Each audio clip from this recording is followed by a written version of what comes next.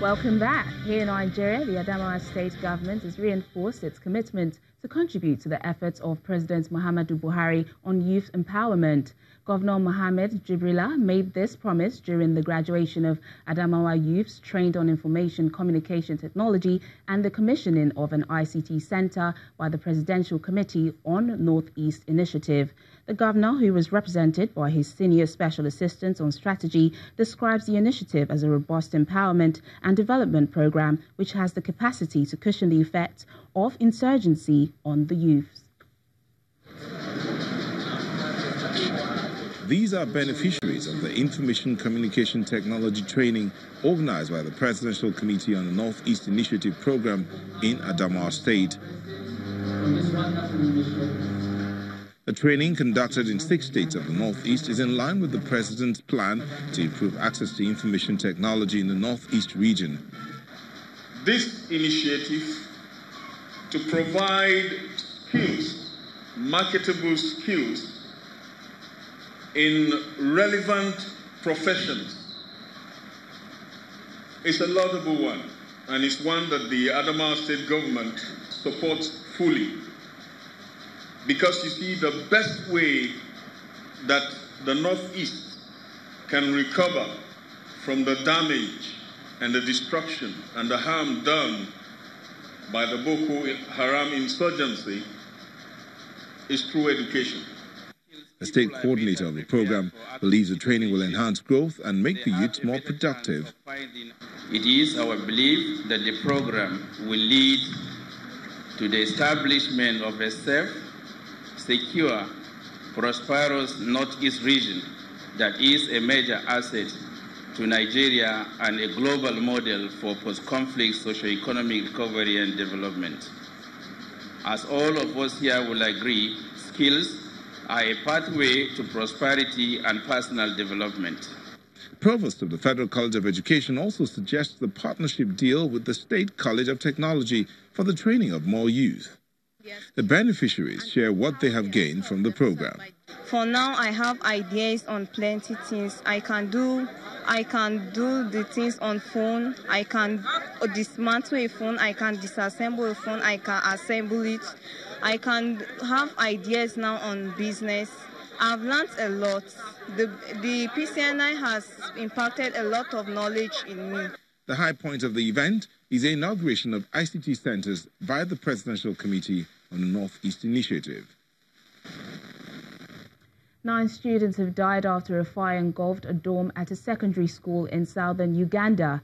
Police spokesperson Patrick Onyango said the 9 male students died when the blaze erupted at a dorm housing about 130 students at St. Bernard Maya Secondary School in a district near the border with Tanzania. Security personnel say they suspect the fire was started by a group of students who had been expelled days earlier from the same school over indiscipline. This is one of the deadliest incidents in schools across the country in recent years. As part of efforts to reintegrate former child soldiers back into the society, members of the UN Security Council visited South Sudan to hear from young people who have suffered most during the war. Chaired by Sweden's ambassador Olof Skog, the group is advocating for stronger protections and an end to violations and recruitment of children.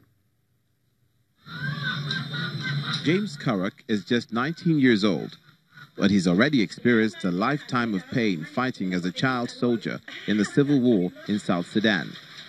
He's one of the lucky ones. Released by the armed forces in remote Pibor, James is back in school and earning $60 a week after being taught how to be a tailor. Before I joined the war, I had no ability to support my family, but now I am working. I can make some clothes, like school uniforms, to help my family. These young men, trained by Veterinarians Without Borders, Germany, to be animal health officers, are guaranteed jobs, given South Sudan's dependence on its cattle industry for economic survival. It's hoped that programs like this can be expanded so that many other South Sudanese children get the opportunity to achieve their dreams. Chaired by Sweden's ambassador Olof Skog, the Security Council Working Group on Children and Armed Conflict is advocating for stronger protection and an end to gross violations including maiming and killing, rape and sexual violence and the forcible recruitment of children. The war has taken a very, very big toll on the children of this country, and that scar remains deep. So it's very important now to turn the corner, to work very actively with these children. Providing counseling and psychosocial support for young people like James is vital, but there is a lack of funding to deal with the large numbers of children being demobilized. I think you also realize when you meet these kids and you see the work that is needed to fully reintegrate them, that there's a lot of resources necessary, and a lot of time and patience, and some of those resources I think are still lacking, especially in Pibor, as we saw today. Children in South Sudan suffer from rampant intercommunal violence, including brutal incidents of cattle raiding, where many children are killed or kidnapped.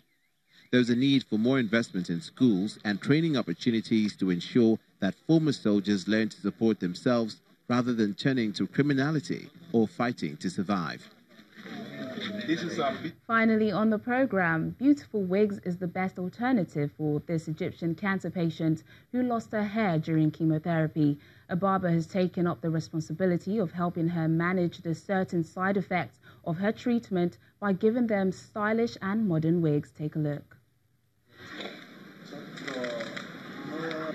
5-year-old cancer patient Lara Mustafa smiles widely as she runs her fingers through her brand new wig, which she had fixed at a local barber shop in Cairo. Mustafa's parents enlisted the help of Sameh Salam, a barber who provides children suffering from cancer with wigs to help boost their morale. After months of painful chemotherapy sessions and eventual hair loss, Mustafa can now style her long black locks to her liking. Salam provides the service for free and with the help of his father finds medically appropriate fiber wigs to fit onto patients. He decided to start the initiative after stumbling upon a social media video showing a happy child with cancer who had just received a new wig. The wig affects them significantly. It makes a big difference for them emotionally, and this is the reason why we do this. This will help to increase their morale and compensate them with the new hair instead of the hair lost because of the chemotherapy. God willing, they will be cured. I'm at the peak of happiness because I'm able to make the children happy. Mustafa's father stated how badly she was affected when she lost her hair to treatment. This initiative should spread around. Honestly, the initiative is beautiful, and some parents even think that these things are more important than the treatment. The psychological treatment represents 50% of cancer treatment. The morale of the child is extremely important for the treatment process. You have no idea how Lara was affected by the issue of hair. Salam has not received any help from major cancer institution, but has so far helped 10 children and plans to increase that number. That's just beautiful. Thanks for watching today. I'm Teniola Shobowale.